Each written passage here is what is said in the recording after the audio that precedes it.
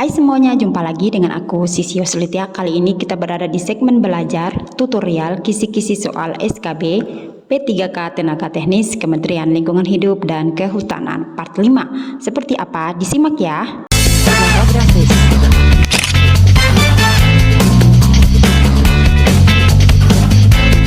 Java Grafis.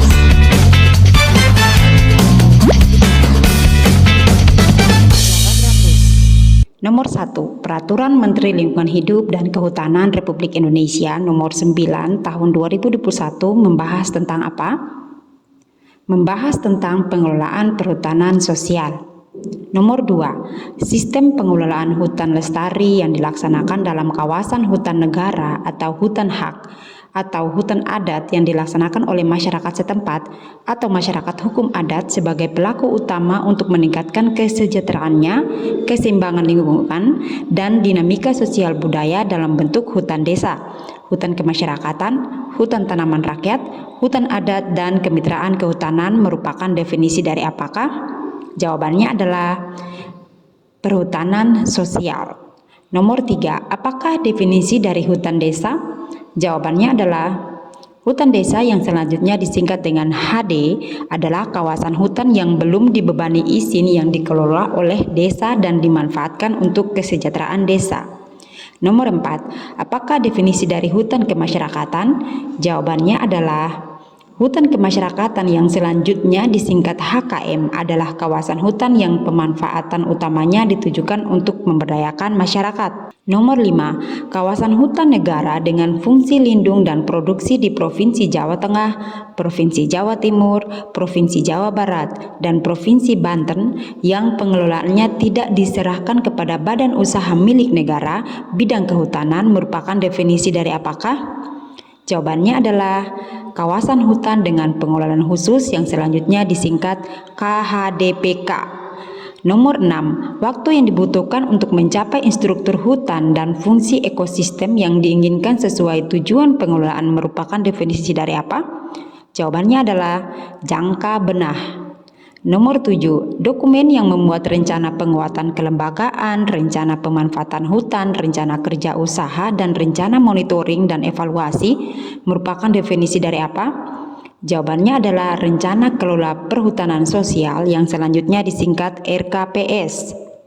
Nomor 8, pengelolaan perhutanan sosial terdiri atas 5, yaitu jawabannya adalah HD, HKM, HTR, hutan adat, dan kemitraan kehutanan.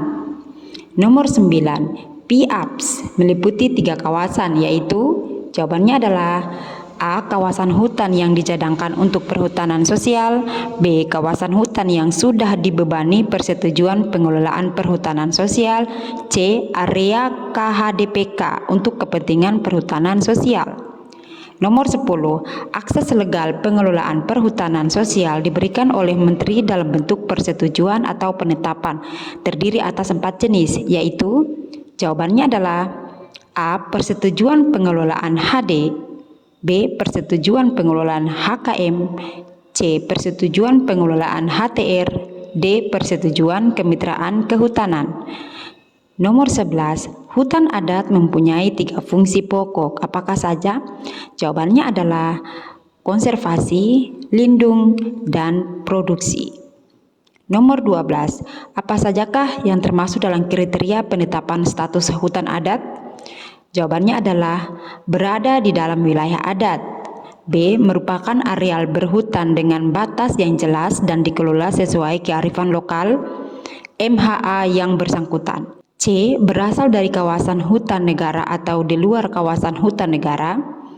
Dan yang keempat, masih ada kegiatan pemungutan hasil hutan oleh MHA di wilayah hutan di sekitarnya untuk pemenuhan kebutuhan hidup sehari-hari.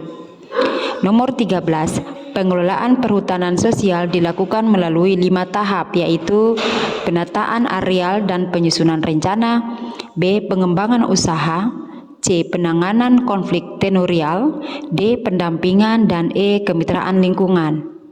Nomor 14, kegiatan pengembangan usaha perhutanan sosial yang selanjutnya disingkat KUPS meliputi 4 tahap, yaitu jawabannya adalah 1. Penguatan kelembagaan. 2. Pemanfaatan hutan. 3. Pengembangan kewirausahaan. Dan yang keempat, kerjasama pengembangan usaha. Nomor 15. Klasifikasi KUPS terdiri dari 4 warna, yaitu jawabannya adalah A. Biru atau blue, B. Perak atau silver, C. Emas atau gold, dan D. Platina atau platinum. Nomor 16. Apakah ketentuan dari klasifikasi kemampuan KUPS atau KUPS biru atau blue? Jawabannya adalah A. Sudah ditetapkan sebagai KUPS. B. Potensi usaha sudah teridentifikasi. Nomor 17. Apakah ketentuan dari klasifikasi kemampuan KUPS perak atau silver?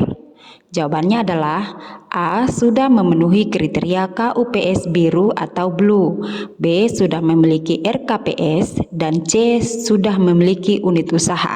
Nomor 18. Apakah ketentuan dari klasifikasi kemampuan KUPS yang emas atau gold? Jawabannya adalah A. Sudah memenuhi kriteria KUPS perak atau silver, B. Sudah memiliki produk atau sarana wisata alam yang dipasarkan, C. Sudah memiliki akses modal yang berasal dari swadaya, hibah dan atau pinjaman, dan D. Sudah memiliki pasar atau wisatawan lokal. Nomor 19. Apakah ketentuan dari klasifikasi kemampuan KUPS platina atau platinum?